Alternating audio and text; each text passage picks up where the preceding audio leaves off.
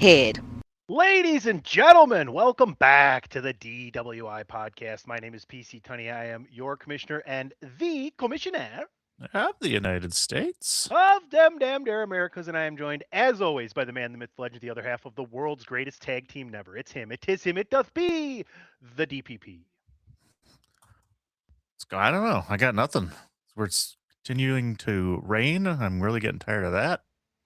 It's pushing out away outside golf is what it's doing. Like I was gonna see if you wanted to go Sunday, but like I have to be done early. It's not gonna be warm in the morning and it's gonna be wet, so we'll just wait another fucking week. Yeah, it's really. I've had enough. Had enough. So and every time it storms, my power goes out at least for a half second, which means everything gets turned off. I have to restart my computer. I have to reset clocks. So, happy birthday! This is my favorite 16 days of the year where Dan is older than I am. You old piece of shit. Yeah. How was the trip? It was good. It was nice. Went up to Wausau, Stevens Point area. Stopped at I think it was called the Huddle House.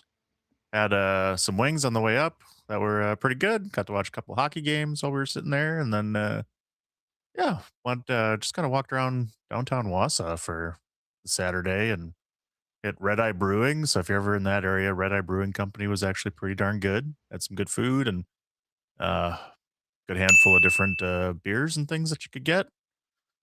Yeah, real nice. Good deal. Nice, relaxing little trip away. All right. Yeah, nothing special. Just a nice stayed at a bed and breakfast that was really nice, and got home cooked breakfast each morning. Well, 2 mornings. Only 2 mornings we were there, but hash browns. Did they have hash browns? They had no hash browns. That's the problem. They didn't make it.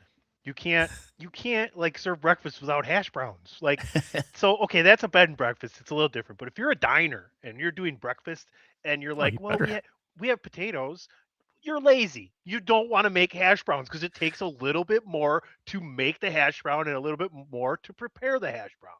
Yeah, I mean, if you're gonna have like eggs and bacon and all that stuff, I mean, you gotta have hash browns. I mean, geez. Yeah. It's just that's part of the deal. If you follow me on, go ahead. The bed and breakfast. It was hey, what do you kind of want for tomorrow, kind of thing, and so you didn't ask for hash browns. I didn't ask for hash browns. So you might have gotten hash browns if you. I could have. I bet you if I would have asked, I bet you they would have made them because I mean, I said the first day they had yogurt and whatever, and I'm like, I can't eat that. And he's like, well, what will you eat? I'm like, pancakes and sausage. Chicken fingers.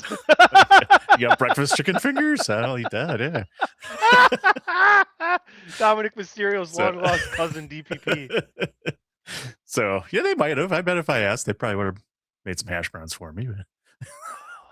That's awesome. That's so great. Yeah, like I mean, if you follow me on the Twitter at PC Tunney, you can follow DPP on the Twitter at It's Me DPP in the show title right there at Podcast DWI. That's where you can follow the show. On Facebook, it's facebook.com/DWI podcast. How about that, Dan? I got them all right. Nice. All right. I'm not going to do that later now. Don't forget about at Chairshot Media.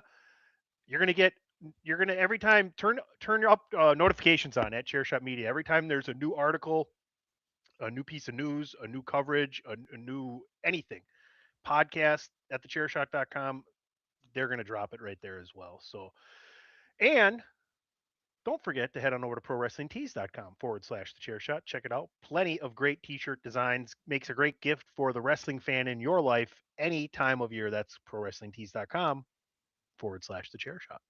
All right, I'm going to do this for you folks while you just stare at DP and I for a couple seconds. And when we come back, we're going to run down the week in review as far as SmackDown and Raw.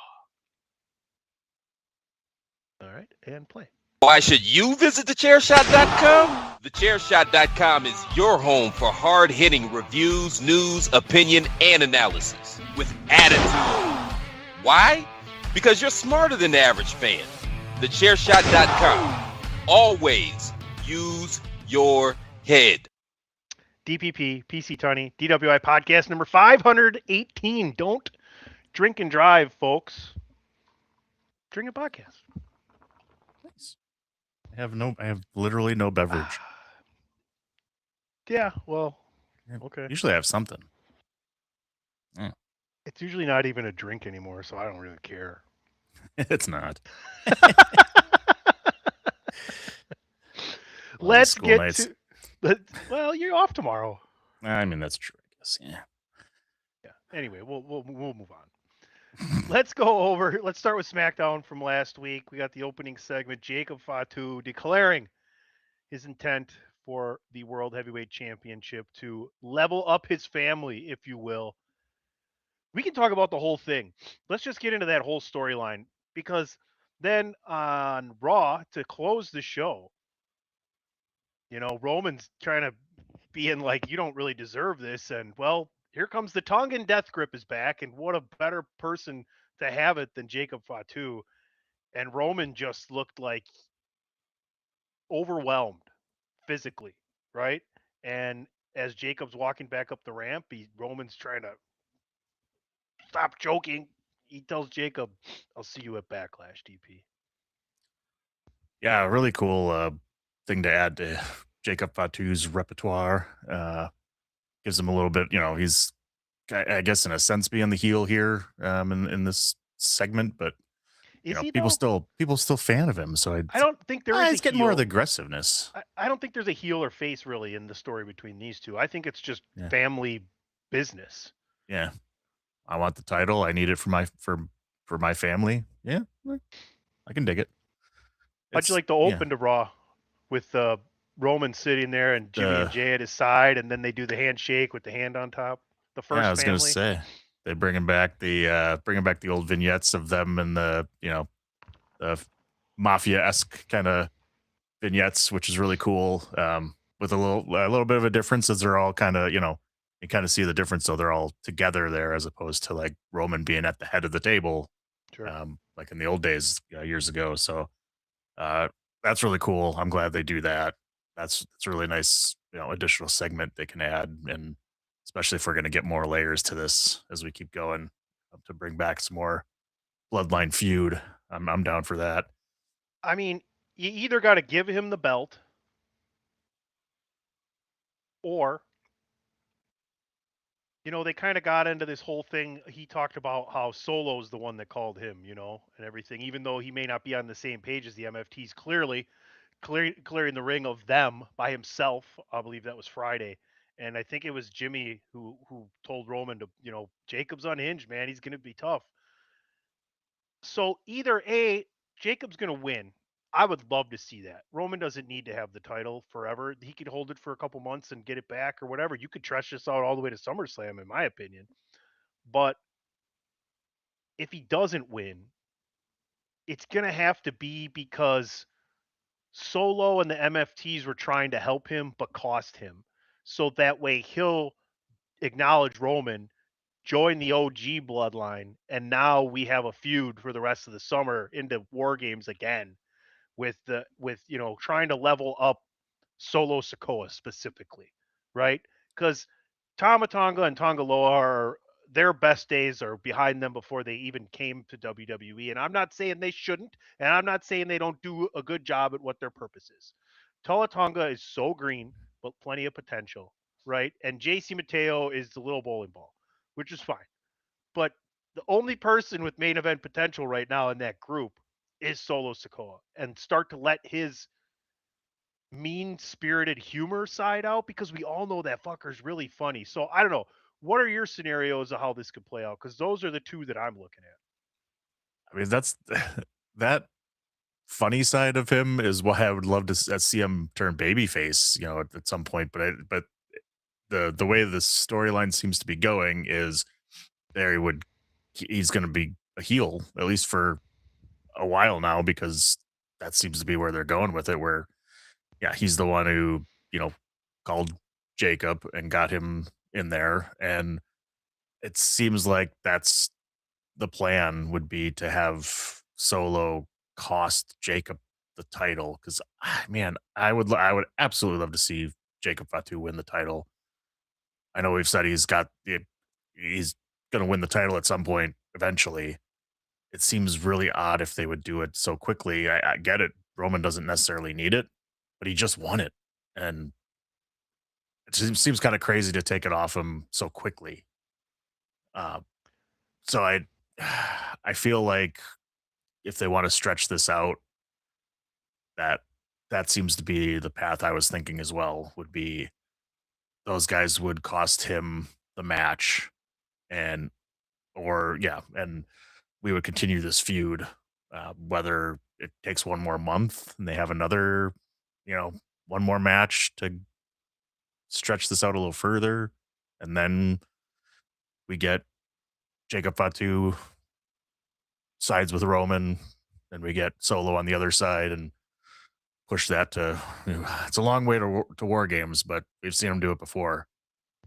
They certainly they certainly can do it. They got a lot of guys there and a lot of talent to make it that far. I mean, there's other family that's out there that could be brought in and out of this thing too. You know what I'm saying? So it's Sure.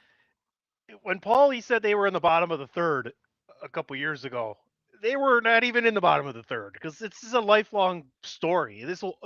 Like these guys all have kids that in 15, 20 years are going to be running the new bloodline. I can guarantee it. Yeah, I mean, it's a hell of a family.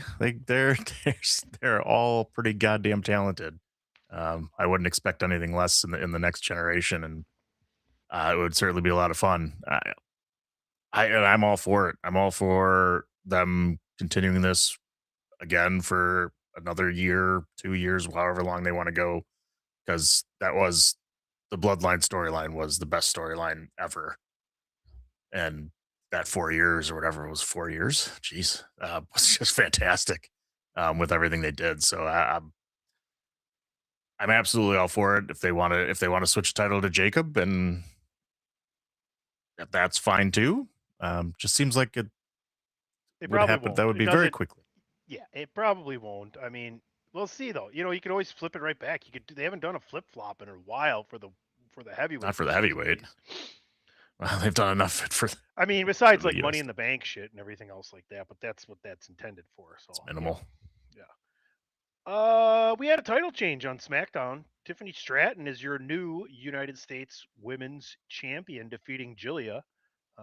They gave this match more than they gave nearly every title match except for the main events at WrestleMania. Yeah, and it was a damn good match. Sounds like a good title change. I'm interested to see where they go with it. Having Tiffany Shit, move. you go from winning the world championship at WrestleMania to the next year not being on WrestleMania. Yeah, and winning the undercard title or whatever, I guess. But I mean, again, could be similar to former world champion taking the reins of the US title to try and help make it a little more over, and somebody that's very popular with the crowd. Yeah. Especially if they're bringing up some of the new women and some of the folks from NXT, that's definitely going to help you out, I think. Great transition, Dan. Yeah. If you followed along with SmackDown, what comes next? We have a Paige and Brie come out to celebrate their championship. Charlotte and Alexa come out to congratulate them and challenge them to a match because they still want to be in that title picture. And I love that they're not breaking some of these teams up real quick. Yes. We get a brand new women's faction on the main roster. Not a new faction. They are a faction from NXT. Fatal Influence. JC Jane, Fallon Henley, and Lainey Reed debuted and took out all four women, and it was pretty sweet. Later on, they would have a segment with Rhea Ripley. JC Jane would get a match with Rhea Ripley.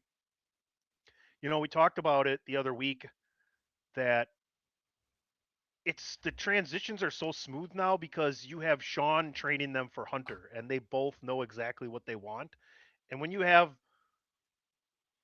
one of the top 5 professional superstar wrestlers of all time training your incoming talent for the main roster, they're going to be ready to go, i.e. Javon Evans, Oba Femi, now Ethan Page, Stephanie Vaquer, Tiffany Stratton came up, and the Tiffy time happened pretty darn quick, right? And now you can see it with Fatal Influence. They looked good. Yeah, and I obviously haven't been watching NXT like I used to, especially in the Triple H era.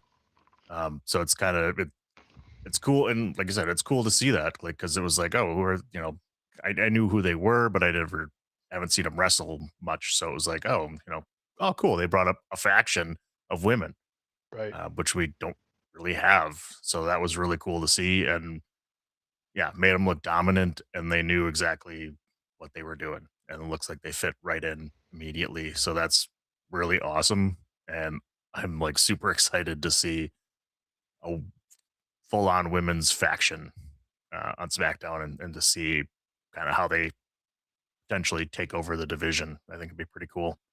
Well, you bring them up too, and you put them into a program not only with the women's tag team title, but with the women's championship. So like, they're already on the top tier of storylines for the women. Like, you're 1A women's wrestler you're feuding with and have a match with, and then attack, and then 4 Hall of Famers you just got in the ring with to start it with and beat their ass, right? So Yeah. they've been given a lot to start with, and I'm totally okay with that. Yeah, that's awesome, and I think that's also one of the kind of cool things about having some of these top tier stars that are already kind of made in the undercard part of the division for a bit too, like Becky Lynch and Tiffany Stratton winning that, because you can have some of them go right up against those guys if you don't want them necessarily in the title picture right away. You're already going against the top stars right off the bat and going, man, these women can hang, or these guys can hang, right away, and they look like they completely fit in. No, I couldn't agree more. I couldn't agree more. We also had a men's tag team championship match. Damian Priest and R-Truth defeated Tama and JC Mateo. Um, Priest and Truth must be selling T-shirts and merch because they're keeping them together and keeping the titles on them, and I'm okay with that, right? Like, they learned their lesson. R-Truth will retire when he's ready. They don't have to fire him. We still love him. Right? Why not? He's entertaining as hell. I have no problem with that. If they're going to keep them together for a little while and have a good run with the tag titles, and get guys that are, again, R-Truth has been there forever as a made man, and Damian Priest has been a world champion. If you're getting some of the younger stars and helping them out too, that's one of the reasons you do it too. I mean, not only that, but they're entertaining to have on television every week. So whatever way you want to do it, keep them there for a bit and give us some entertaining television. No, they're good for the tag division, and when they lose, eventually somebody will be going over a really popular tag team. So that's always a positive. I knew Sami Zayn was in the gingerbread man suit when I was watching it. I'm like, that's Sami Zayn. This is happening. That's Sami Zayn. That's Sami Zayn. Dan, guess what? It was Sami Zayn. What? I couldn't tell the difference because he danced like a ginger. He danced like a white man. Yeah. Yeah. That was fun. Now we got a full on heel Sammy, I guess, right? I guess. Isn't it fun how he's like playing it up with the crowd? Like, you're going to boo me? Really? Okay. Yeah. He doesn't Right. care either way, as long as you're reacting. Indifference is the bad thing. Right. That's what you want. Don't sit on your hands, as long as they're not sitting on their hands. Right. Or clipping their nails. How did you like the old Danhausen Miz spot with it Miz's home, and then they had the match? And I surprised they have him in the ring more than I thought they would. Like he's already had a couple matches, and it's fun. Him stealing him getting in the golf simulator and messing up his clubs, and yeah, it's just been pool, and then yeah. Maurice comes in, and Miz gets his Maurice with the cocoa powder, and then it's so good. Yeah, it's fantastic. Miz and Maurice play the fool so well. The foil. Foil. that it's entertaining as hell, and everybody wants to see the Miz, lose his shit, and he is great at it. So it's a perfect way to keep Danhausen be entertaining and in a storyline rather than just kind of being in the background segments. Now he's kind of in a storyline too, and still doing his entertaining stuff. It's it's great. It's great. So they had a tail of the tape for this match, Oh God, and yeah, this is what it looked that's like. right. This is what it looked Yeah, like. it's I'll hard to read you read guys on, what it was. Height: but it's Miz was hilarious. 6'2", Danhausen 6'8", in parentheses self-reported. Weight: Miz is 200, Danhausen 300 pounds, also self-reported. Shoe size: Miz 13, also self-reported here. Danhausen's shoe size is 26. Pretty sure Curse Shaq's success. shoe size is less than Yeah, that. Danhausen's curse success rate is 100%. Miz's curse status is active. Danhausen is a personal friend of John Cena. Miz's last win is under review. Merchandise sales for Miz very strong. Miz never been on a blimp. So that was the tail of the tape, which I thought was brilliant, It's fantastic. isn't it? Isn't it though? It is very fantastic. Let's head over to Raw and talk about Raw. How about Seth Rollins and Braun Breaker? Are you here for the Seth Rollins Braun Breaker program? Yeah, I mean, we were supposed to get that, a month or two ago, possibly at WrestleMania, and we're getting it now, which is great, and it's just gonna help Braun Breaker get even more over. I mean, he's already, you know, could be a world champion, and if he keeps Paul Heyman on his side, which I hope they keep Paul Heyman with him, be even better. Although Braun Breaker's getting better and better on the mic, talks trash to Seth Rollins here, and they had a good face off segment. So I mean, I'm down for having Braun Breaker anywhere near the top of the card because he has just been phenomenal. Yeah, they went back and forth pretty good. I thought this segment held its own. Um, Seth went after him, and well, first Braun went after him. That Seth is like a number two guy, like talking about Roman and everything else. But Seth fires back with, "You're not even number two in your own family." Um, When are we gonna and when are we gonna see Scott Steiner? like, you yeah, like think we'll get that. him? Well, they signed his kid to a uh, developmental deal. Oh, that's right. Did they? Because he was gonna sign with the NFL or something like that. Was that? He did something with the WWE because Scott apologized for whatever he was in trouble for. So Okay. Okay. so maybe you Yeah. could at some point see that happening. Yeah, it'll be interesting. It'll be interesting when all these young guys are the top guys, top guys in like 5, 6 years and have done it for a while. When you have Oba and Gunther and Braun uh, taking over the spot that Roman and Seth and Cody currently hold. You know what I mean? Yeah.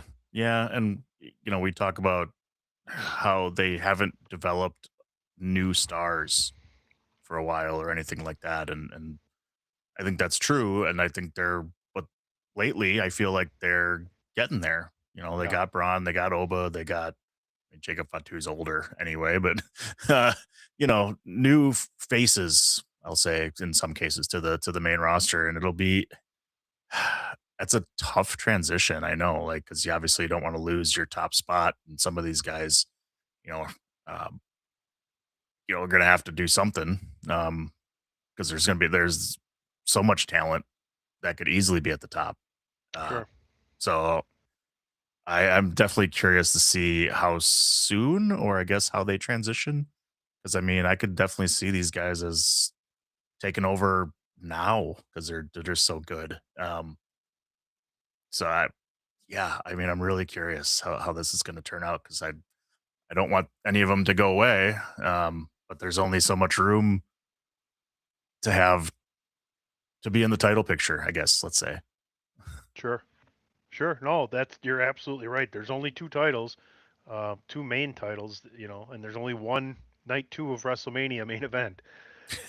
Let's get into the secondary titles on Raw. Start with the men's Intercontinental Championship, which seems to be a fun little program here. Penta had a match with Rusev.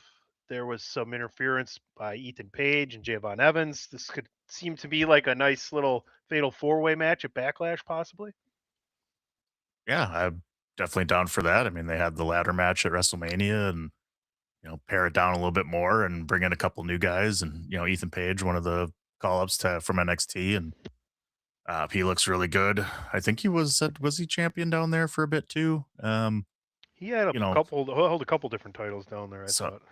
Yeah, and Rusev being more of the kind of Rusev of old, I really like, and I'm hoping they keep doing more with him too, because I'm glad he's still in the picture even after WrestleMania there, and got the singles match here, and um, he's just so good, and I really hope they continue to do something with him too, as opposed to him getting kind of lost in the shuffle. But I could definitely see a fatal four-way, however they want to play it out. But I love that there's so many guys in the mix for these mid-card titles. It makes those a lot of fun, and you have so much talent again that you can keep swapping them in and out and have great matches every week with a couple different people. Sure. Time to get drunk in the afternoon. Hashtag I'm really sober. It's Ray Cash. Thanks for tuning in, Ray. We love you, buddy. He knows how the DWI podcast rolls. Right. Becky Lynch defeats Io Sky. What a good match. What a fun match leading to Asuka's interference, and likely going to have that match very soon, and happy for it. A lot of people didn't think Becky should have held on to the IC title. It'd be interesting to see where she goes next, because it doesn't look like she's going to be in a program with Io or Asuka. It looked like that was just a way to restart that feud after getting. We'll talk about Kairi Sane's gone. That's going to be the last thing we talk about the cuts today here on the show. But what are your thoughts on Becky Lynch moving forward with this IC title, and do you like this Asuka Io program without like a? It feels like there should be more on the line here. Maybe like a title involved. I feel like it being for the heavyweight title would have been really nice. The women's world title or something would have been good. But they are. I feel like it's going to be a short feud, however way they go with it. Just maybe because of some of the events that happened.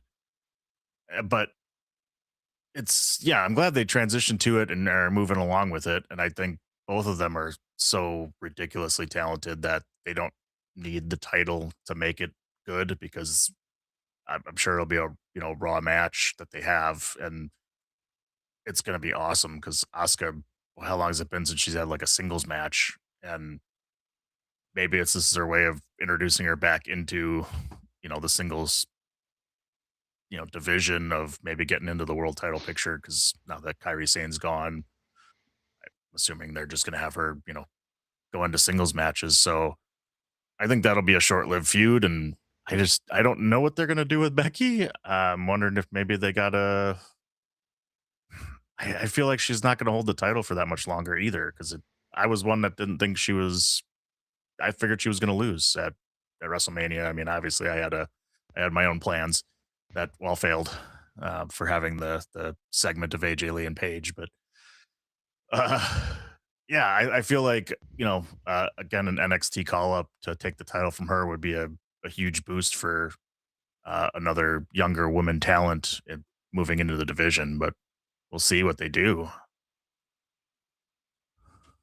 I don't care about Joe Hendry. I don't think he's very good. So I'm happy that his concert was ruined. Do you have any comments on that?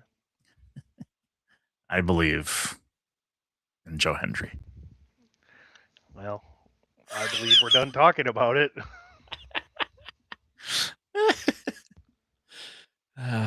Rey Mysterio had a really good match. Say his name and he appears. Come on, play. There we go. Rey Mysterio El Grande Americano, I thought had a pretty good match. Original Americano came out and thwarted the victory of taking away the steel plate. And those two have a mask versus mask match coming up here this weekend, I believe, at the AAA PLE, which I think you can watch Finally. live on WWE's YouTube channel. Oh, finally. I was going to ask. I totally missed that. Are they finally going to unmask one of them? If Looks not like both.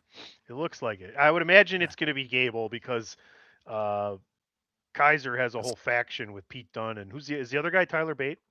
Yeah. And So, well, I wonder. Ryo and Bravo.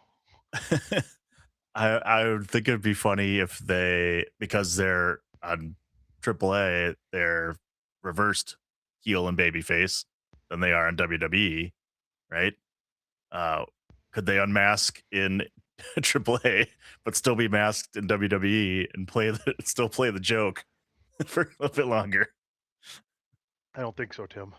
Do an unmasking in WWE where the other one gets unmasked, and on AAA there is another one. Come on, let's do it. I'm surprised we didn't get the match at Mania, but I think it'd be fun. Yeah. Maybe they'll do it at SummerSlam.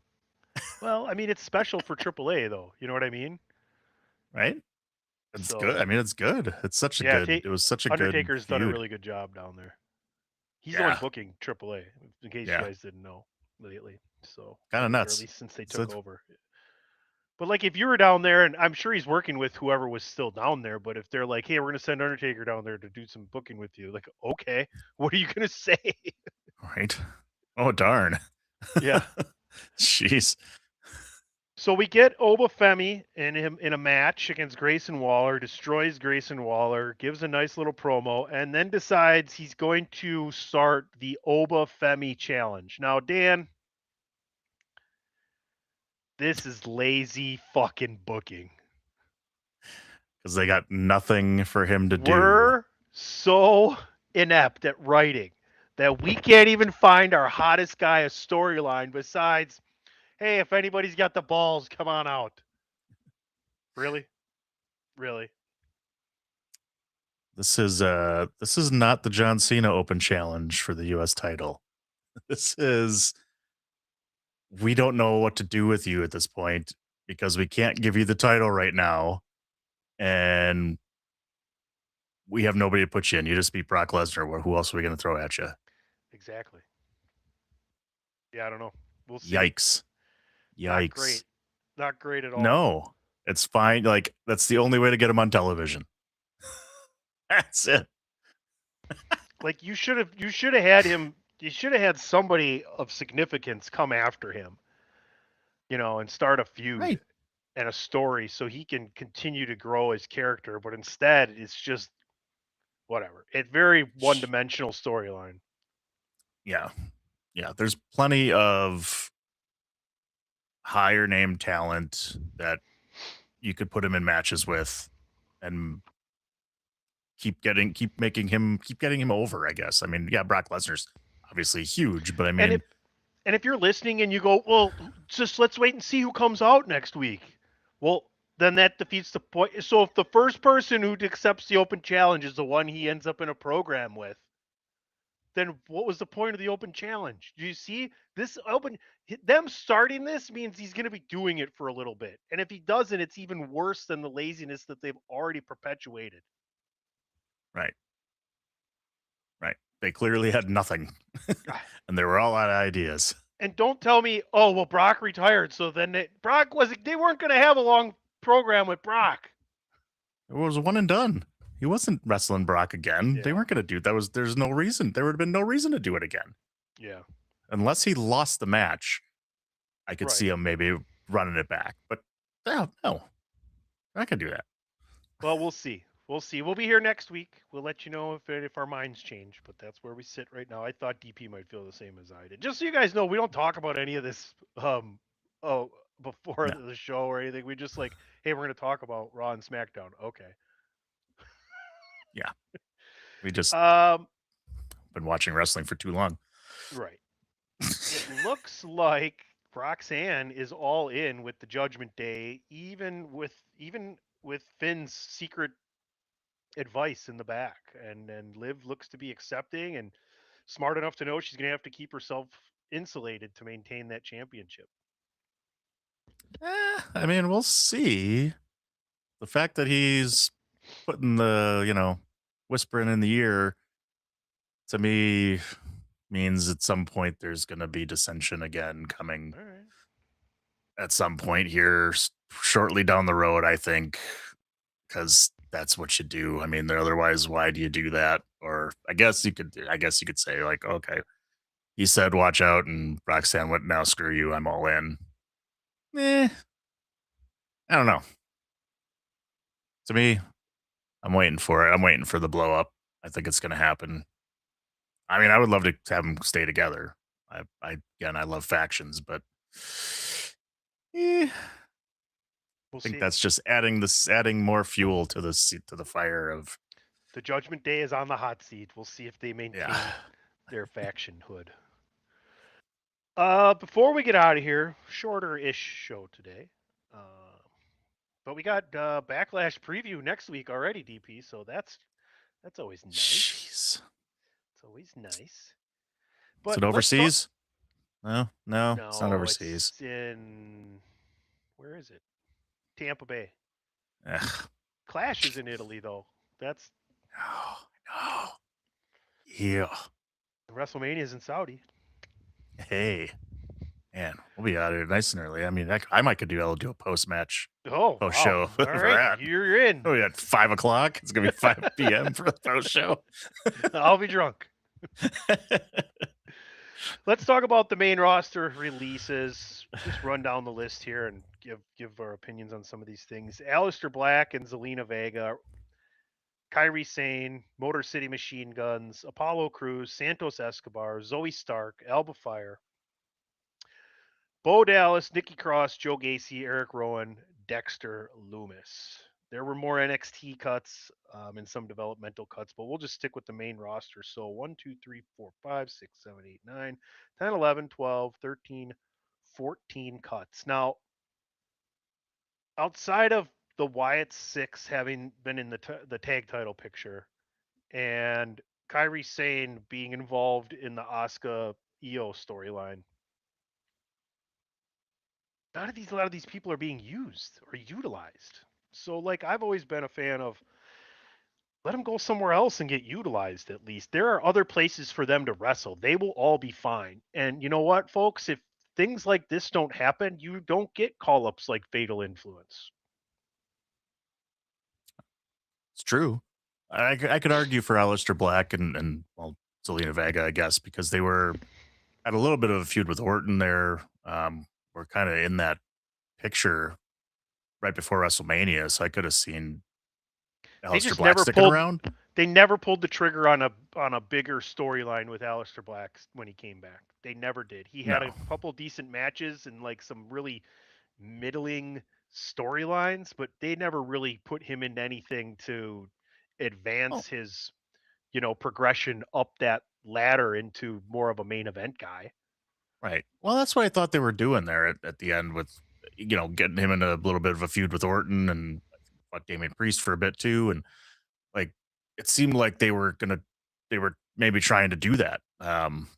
Get him in bigger matches and into that main event picture. But then they've always done that with him. Like never really pulled the trigger. And that's what I kind of feeling the same about Rusev, when they brought him back and he kind of fell into the mid card and wasn't really utilized. And that's why I hope they do that with him too. Otherwise, I kind of felt like he would have been on the hot seat. But the other ones I could totally see. I mean, it is, yeah, it's unfortunate, but they definitely have plenty of places to go wrestle. Motor City Machine Guns are always fun. I mean, you remember the TLC match basically they had with the Profits and the New Day. Was that the other one in there? I mean, that was a great I'm match. I'm just happy the Guns came in and got to be WWE Tag Team Champions, got to be up there, and everybody. I would say a gigantic majority of wrestlers that have a career that long and that capable and haven't been to WWE would like to check that box off. And as fans of theirs, from back in the awesome Ring of Honor days, Yeah. So. Yeah. I was really excited to see them come in and get a shot and everything too. And Kyrie Sane was, I mean, a little bit of a surprise since they had they had a pretty good storyline going with them. But again, wasn't really used much as a wrestler or anything too. So I mean, uh, yeah, and I can totally get the rest of them honestly. And then even the Wyatt Six, I mean, yeah, it really sucks, but I mean, they This is the end of they weren't the going to do whole- much else with that. They This is weren't. the end of the Wyatt family storyline. Yeah, well, And yeah. folks, as awesome as Bray Wyatt was, and as amazing as his legacy continues to be, just look at the match between AJ and John Cena, and the Firefly moment, right? Like that was super special. This storyline, this faction, from its origins with Bray and Rowan and Harper to this last final iteration, never was any good. It really wasn't. The Firefly Funhouse thing was cool, and then nothing ever happened. That's the problem with Bray Wyatt, the Wyatt Six. Nothing ever really happened. Yeah, agreed. Yeah, agreed. I mean, when they were just the three and they were feuding with the Shield, Right. uh, you know, that was it. That was the top for where they were gonna go. And they And waited too long to put the title on Bray. And then when they had it yeah, on him, they did the red light matches shit, they and did it that. was just all really fucked Well, up. they did the Fiend thing. For me, the Fiend thing wasn't ever that great. I wasn't a big fan of that portion of it and whatever. And uh, yeah, it never stuck. And yeah, this one it was great to see Bo Dallas come back and be Uncle Howdy for a bit. And but yeah, it wasn't going to They get were any never further than that, and no wasn't going to do because anything more than that. And because Bo Dallas is you know, never going to be a main event guy. So the faction no. could never be a top tier faction as far as that went. And then when you go back to when Bray had it, like we talked about, they never pulled the trigger at the right time. And they had so many opportunities there. If he would have been champion when they were all like three of them were together, I think and they had the tag titles, right when they first got would have been Braun great. Strowman in there, and he was still wearing the straw hat and the Hawaiian Yeah, shirt, the sheet mask or whatever. Yeah, Yeah. yeah, So definitely could have done. But yeah, I wish everybody the best of luck. I mean, is there anybody on they're this all list that could go away and come back? I mean, none of them are really young.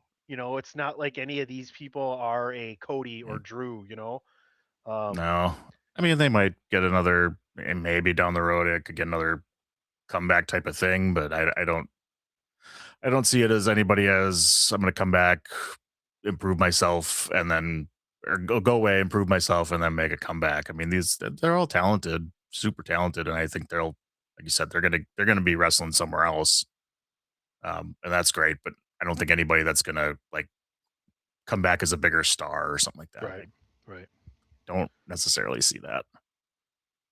All right, folks. Well, that's it for this week. Little SmackDown, little Raw. Looking forward to the go home shows this next week and a half here as we head into Backlash. Hopefully, we get some more advancements in these storylines as we're headed towards SummerSlam, folks. That's the whole deal right now. We're building up towards that huge 2-night extravaganza in Minneapolis.